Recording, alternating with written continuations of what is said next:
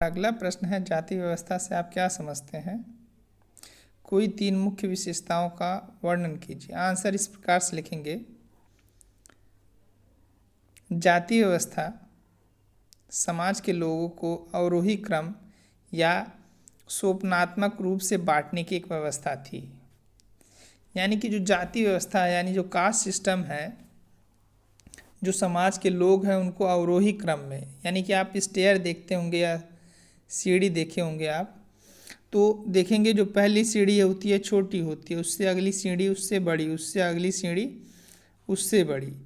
तो इसी तरह जाति व्यवस्था है, ये समाज के लोगों को निचले से यानी बढ़ते क्रम में बांटने की एक व्यवस्था है कि नीचे से स्टार्ट होगा, नीचे वाली जाति जो रहेगी सबसे छोटी उससे उछली जो जाति होगी उससे बड़ी, इसी तरह से समाज को बांटने की व्यवस्था है।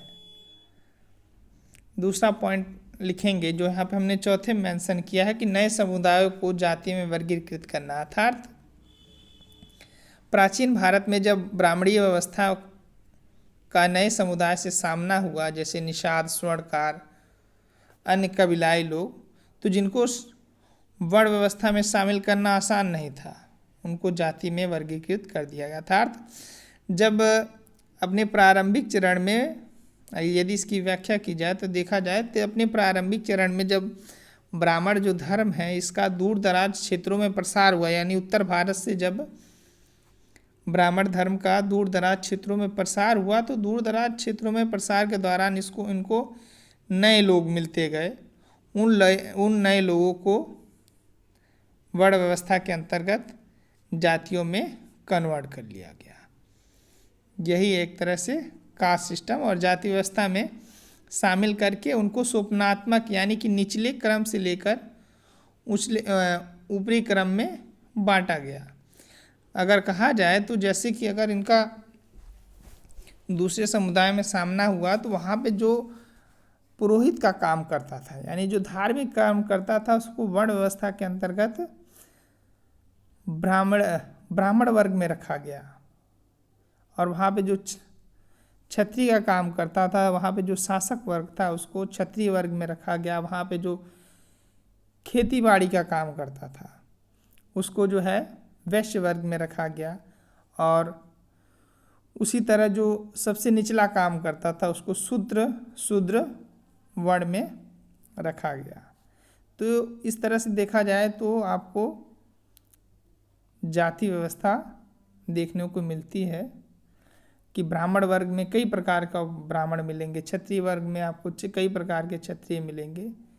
तो इसका एक तरह से उद्भव जो है यहाँ पर होता है कास्ट सिस्टम का। दूसरे पॉइंट में लिखेंगे जन्म पे आधारित, कि ब्राह्मणीय व्यवस्था में वर्ण की तरह जातियाँ भी जन्म पे आधारित थी। यानी एक बार आपने जिस जाति में जन्म ले लिया तो हमेशा उसी में रहेंगे, आप अपनी जाति नहीं बदल सकते। दूसरे पॉइंट में लिखेंगे जातियों की निश्चित संख्या नहीं, यानी कि ब्राह्मणीय सिद्धांतों में या ब्राह्मणीय व्यवस्था में वर्ण केवल 4 थे, वहीं जातियों कोई निश्चित संख्या नहीं थी। अगला पॉइंट है कि श्रेणियों में भी संगठित, वे जातियां जो एक ही जीविका अथवा व्यवसाय से जुड़ी थी उन्हें कभी कभार श्रेणियों में भी संगठित किया जाता था। अर्थात जब कुछ ऐसी जातियां थी जो केवल एक ही व्यवसाय या जीविका का काम करती, एक ही काम करती थी, जिनको जाति व्यवस्था में शामिल करना आसान नहीं था, उनको श्रेणियों में संगठित कर दिया गया। जैसे सुनार, इसको जो है वर्ण व्यवस्था में शामिल करना आसान नहीं था, तो भाई इसको श्रेणियों में भी कन्वर्ट कर दिया गया, यानी बदल दिया गया। यह है जाति व्यवस्था। अच्छा क्वेश्चन बनता है।